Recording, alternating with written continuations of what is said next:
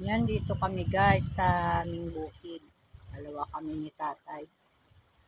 Yan, tinitignan namin yung mga nasira sa aming bukid guys. Napakalungkot kong isipin.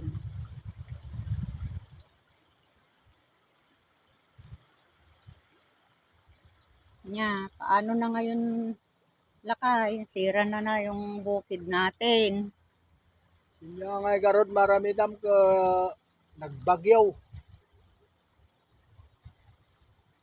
Hirap pa namang gumawa ng bukid tapos nasira lang ng bagyo. Ang lakas-lakas naman kasi itong si Pipito. Madanas tayo ng malaking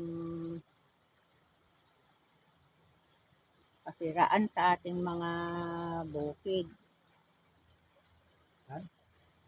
Magagawa pa kaya natin to lakay? Nung marami niya dalan karayanan. Hindi na daw magawa. Karayanan. Sira kasi itong taniman namin guys.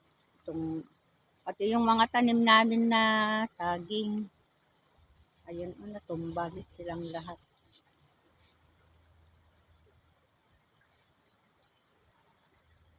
Thanks for watching guys. Follow me for more.